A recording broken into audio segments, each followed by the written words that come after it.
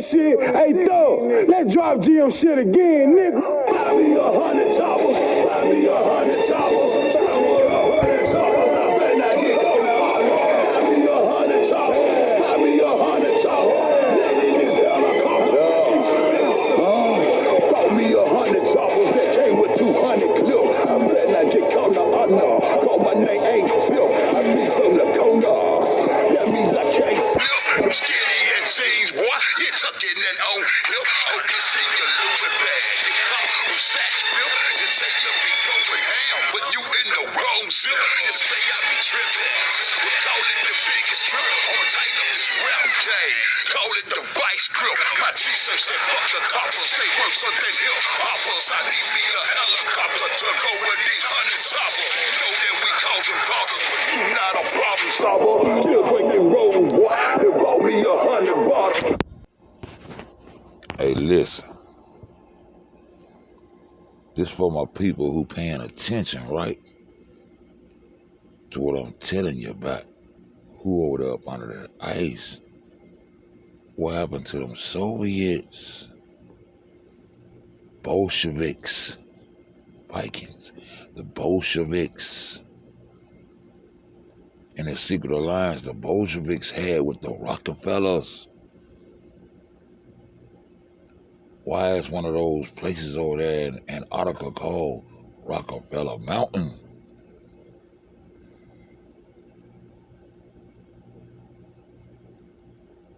These are the powers of the world. And what were they doing over there, Fed? Like I told you, puppet monkey baby in. Let's see, in 1979, how crazy they went when they found out about the double helix. What is the double helix, Fed? Your double strand of your DNA, RNA, DNA strands. Yes, on a quest to find out everything scientifically. If they were God, they would already know all this information. They won't have to get out here and investigate and get all off into you and try to make duplicates of you. Huh? Making duplicates. You got some people out here still want to ignore the fact that cloning exists. But y'all woke though. Y'all one joker talking about the most high. You don't believe in the most high, and you don't believe in my most left. You understand me? Everybody can have a belief just like you got one. What make your most high this and that and this and that? I got a most left that'll give your most high a right uppercut and fuck him in a game and drag him through the third universe, through the 16th dimension, out of the imaginary place. And we'll go see Zeus, Thor, and Jesus at the same time and sit down and watch them drink each other's blood and eat their flesh, because I ain't with it. Homie, what you talking about, bro? What you talking about, bro? Let's listen to this here, bro. Peter in Washington. Is March 29, 1979, and this is my audio letter number 44.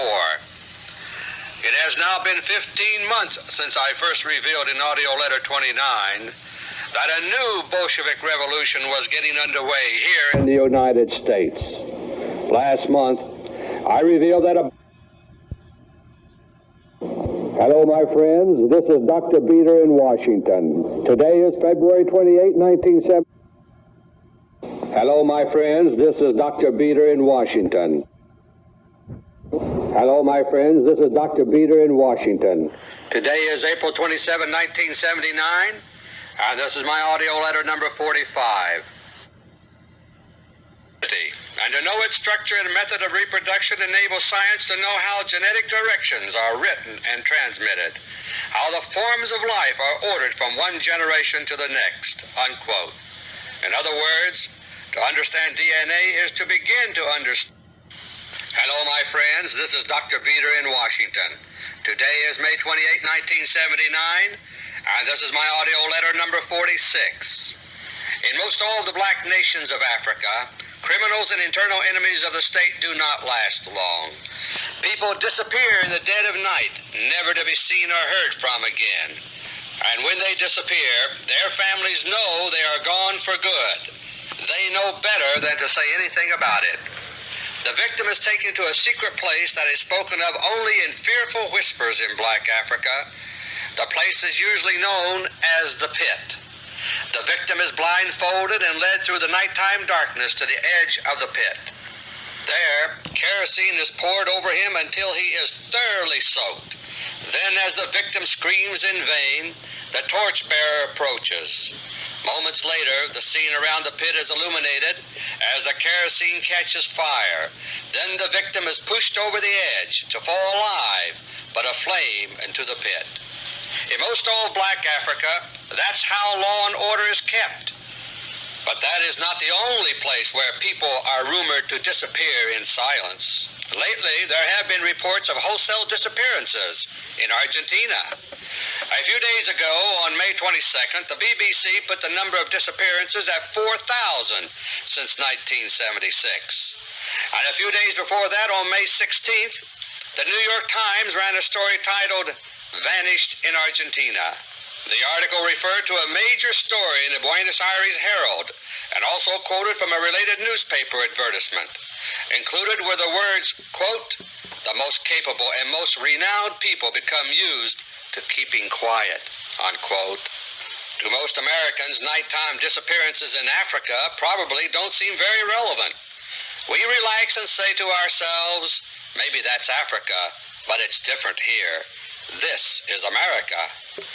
Argentina may strike a little closer to home since Argentina is a modern, advanced nation. Even so, most of us are likely to comfort ourselves that this is America, not Argentina. It's different here, we think. Well, my friends, it is different here. In Africa, the natives may talk only in whispers about disappearances and the pit, but whispers travel fast. Everyone knows about the pit. In Argentina, too, the people at least know disappearances are going on, because so far the press has been left free to publish reports about them. But it is here in the United States that the most momentous disappearances are now taking place. It began 4 months ago with the murder of Nelson Rockefeller. Now, important people are disappearing. Nelson Rockefeller's murder has been followed by convulsions in the rulership of America.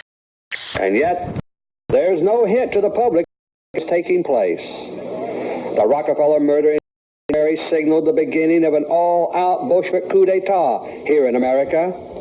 A secret Bolshevik purge of the Rockefellers was underway, bloody but hidden from public view. But last month, I revealed that a secret intelligence war between doubles had erupted for control of the United States government. Doubles. The purge of the Rockefellers and doubles.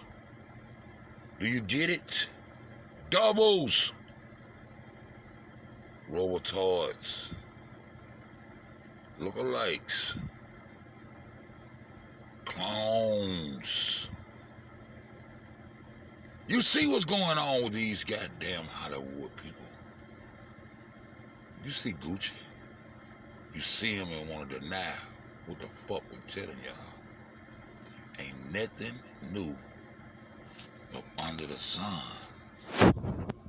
Nothing new up under the sun. Nelson Rockefeller got. Huh? 1979. Huh? Doubles. Man, y'all better pay attention. The Soviets are the world's power. The Bolshevik, Rockefeller, civilized white.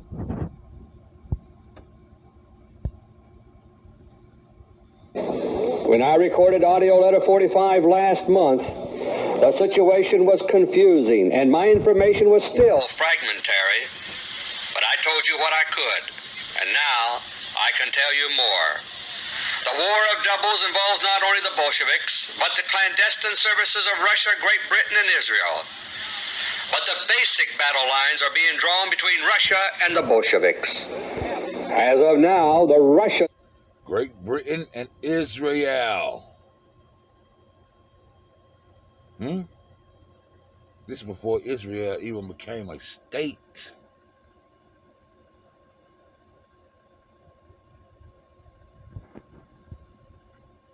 What they doing under that ice over there?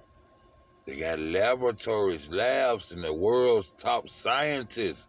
How did Germany have the world's greatest scientists in 1945? They had the top scientists in all areas. Rocket science. The top scientists, period, bro. Okay. appear to be gradually gaining the upper hand, thanks to their use of an astonishing new intelligence weapon. There is irony in what the Russians are now doing in the War of Doubles. They're raising the ghost of none other than Nelson Rockefeller, and in a way that he would have appreciated. My three topics this month are: topic number 1, Nelson Rockefeller's revenge from the grave. Topic number 2, the Cosmosphere shuttles to prevent nuclear war. And topic number 3, the modern rebirth of the Holy Alliance. Topic number 1. In the summer of 1976, a missile crisis erupted between Russia and the United States, which to this day has never been made public officially. As all my older listeners know, I'm referring to the underwater missile crisis of 1976. The Russian Navy was planting small, short-range, underwater-launched nuclear missiles within the territorial waters of the United States. They were doing the same thing in selected other locations worldwide. They were preparing for a surprise nuclear first strike against the United States, involving not ICBMs, but a naval strategy. By this means, they were hoping to bring America to her knees with one swift blow. But if that failed, they were prepared for all-out war. It was a desperate gamble by the Kremlin, far more dangerous than the Cuban Missile Crisis of 1962. In a military double-cross, the Kremlin was terminating unilaterally the secret Rockefeller-Soviet alliance of nearly 6 decades. But nuclear war did not erupt then, thanks primarily to the brave actions of just one man. That man was the late General George S. Brown, then chairman of the Joint Chiefs of Staff. It was he who persuaded then-President Gerald Ford to give the order, overruling Henry Kissinger, to remove the Russian missiles from America's waters. In audio letter 16 that September, I revealed the loyal, brave actions of General Brown in preventing nuclear war. Those actions included my own lengthy meeting with him at the Pentagon on September 16, 1976. For doing his duty, General Brown very soon... Don't forget that General S. Brown was also taken. He was in a courtroom. Y'all forget the double. And when he testified and did what he did, he got on the airplane and landed in Germany, and then kapow! They got him. He tried to get away. You know his time was short. So y'all don't do history for real. Y'all just got here to talk shit. Counted reprisals against him. It began in October 1976, soon after my meeting with him. The major media began cutting him down, and he was even forced to apologize on national television for some alleged remarks that were 6 months old. Up until then, General Brown had been famous for his outspoken, forthright behavior. But after that, he quickly faded into obscurity. He did not actively serve out his term as chairman of the Joint Chiefs, and reportedly died of cancer soon after retiring. In audio letter 17 and 23, I revealed how the fate of General Brown was tied directly to a drastic reversal in America's fortunes. But until now, I have never revealed what finally happened to General Brown. Now at last I can tell you. I'll return to the matter of General Brown after telling you some other things which you need to know first.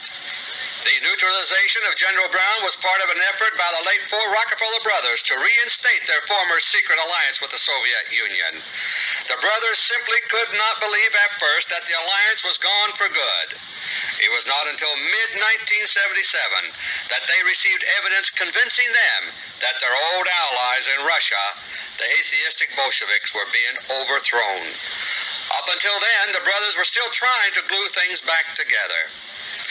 In this regard, a little-known practice of the late Nelson Rockefeller is now acquiring crucial importance. Of the four brothers, Nelson in particular always lived in fear of being assassinated. Like a moth drawn to a flame, he craved the limelight and yet feared it at the same time. Most of all, he was always worried that someone close to him, someone he himself had placed in power, would someday double-cross him. And as I revealed in audio letter 43, his fears were well-founded. For Nelson Rockefeller, the lust for power was rivaled by only one other emotion: revenge. He never forgot a grudge. For example, 3 decades ago, a young California congressman named Richard Nixon marked himself for Rockefeller's hatred. Nixon went after an intimate associate of Rockefeller named Alger Hiss, charging treasonous activity by Hiss. Finally, Hiss wound up behind bars, not for treason, but for perjury in connection with treason. Rockefeller was enraged and vowed to do in Nixon one day. Later, when Rockefeller created the 25th Amendment to the United States Constitution, he kept Nixon in mind. The 25th Amendment was the means by which Rockefeller intended to become president without being elected. The stage was set for a scandal called Watergate, and Nixon was maneuvered into the Oval Office so that it would be he who was ruined by Watergate. As planned, Nixon left the presidency in disgrace, and Hiss left prison as a sympathetic figure in the major media. In the same way, Nelson Rockefeller wanted to make sure that if he should ever be murdered, he would have his revenge, even from the grave. And so over the years, he made a habit of keeping a complete list of all the people placed in important positions by his brothers and himself. Periodically, he provided copies of the latest list to certain elements within Russia's intelligence community. His political testament contained instructions that were very simple. If anybody ever killed me, use the list. Find out who did it. I don't care if you have to get rid of everybody on the list. Just do it. In doing this, the one thing he never anticipated was that the Rockefeller-Soviet alliance itself would come apart. Even so, the Rockefeller hit lists are now coming into their own in a way that he could never have anticipated. Because the Bolsheviks who carried out the coup d'etat against the Rockefellers are also the enemies of the new ruling faction in Russia. So Russia, for her own reasons, is now using Nelson Rockefeller's hit list and the secret intelligence war now going on. They know exactly whom to go after here in America and have known for years. And they have been preparing for years to be in a position to use the list if that turned out to be the best way to proceed. Here, my friends, is where the new Russian intelligence weapon enters the picture. What I am about to reveal, I am revealing primarily for history. I know, even before I reveal it, that some of my listeners will desert me after they hear it, saying, it just cannot be. But, my friends, I also know that the events in the days ahead will be impossible to understand without knowing this secret. So I do not ask that you believe it simply because I say it. What I do ask, and I ask it for your own good, is that you keep an open mind. Listen and hear what I must now reveal. Then watch events themselves. My friends, since World War II and before, scientists the world over have been probing for the basic secrets of life itself. And in this field, as in others, progress has been much faster than the public has been led to believe. Today, It's common knowledge that heredity is governed by something called genes. Yet barely a generation ago, this relationship was only beginning to be suspected. When it was suggested in 1944 by a theoretical physicist, Erwin Schrödinger, it was a novel idea. Beyond that, no one was too certain what genes were, aside from huge molecules or clusters of molecules. Some thought they were molecular chunks of protein. Some thought they were something else. When Schrödinger's ideas about genes were published, World War II was still raging, and basic scientific research was on a back burner. And yet, barely a half a dozen years later, researchers were zeroing in on a building block of life even more basic than genes. The solution was found to this revolutionary puzzle in April 1953 at Cambridge University in England. Scientists James Watson, Francis Crick, and Maurice Wilkins were later to share the Nobel Prize for solving the puzzle. Cambridge University in England. Y'all gonna wake up, man. They had discovered the molecular structure of DNA, the famous double helix. In 1968, Watson published a book titled The Double Helix, published by Atheneum, New York, New York. To understand the overwhelming importance of the double helix discovery in 1953, one need go no further than these few words on the jacket of the book. Quote, DNA is the molecule of heredity, and to know its structure and method of reproduction enables science to know how genetic directions are written and transmitted, how the forms of life are ordered from one generation to the next, unquote. In other words, to understand DNA is to begin to understand life itself. It has now been over a quarter century since the crucial discovery of the DNA double helix. And since then, research in molecular biology has not been standing still, but speeding up. In some cases, research has gone in directions which are deliberately sheltered from publicity because of the fear of public reaction. Not so long ago, for example, universities doing research into artificial microbes found their neighbors in an ugly mood when they found out about it. Test tube babies are now a reality, and that began not long ago in England, where the mystery of DNA was first unraveled. Then Test tube babies began in England.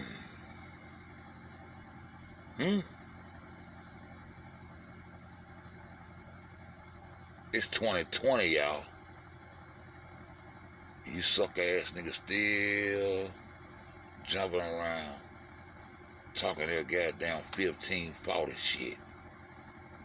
Ain't nothing new under the sun. You need to catch up. But if you don't catch up, your babies can't catch up.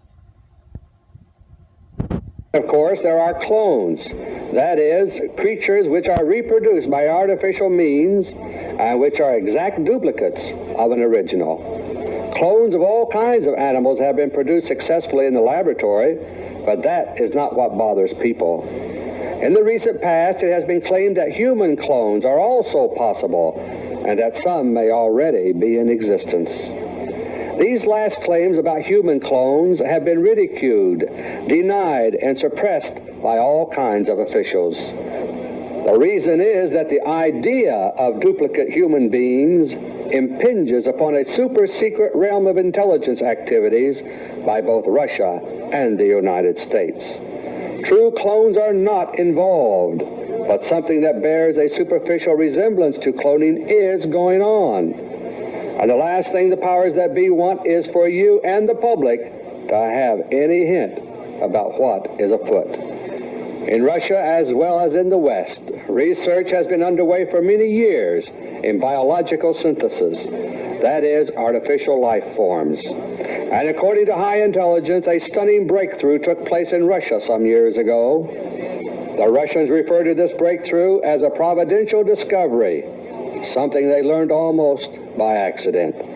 They discovered the key to creating what are known as organic robotoids. An organic robotoid is an artificial robot-like creature. It looks and acts exactly like a human being, and yet it is not human. A robotoid is alive in the biological sense, but it is an artificial life form. Robotoids respond to conventional routine medical tests in the same way as humans do. They eat, they drink, they breathe, they bleed if cut, and they can be killed. Robotoids can also think, but they think only in the sense that a computer thinks. Like any other computer, the brain of a robotoid has to be programmed for each assignment it is given. But unlike many electronic computers, the biological computer brain of a robotoid possesses an enormous memory.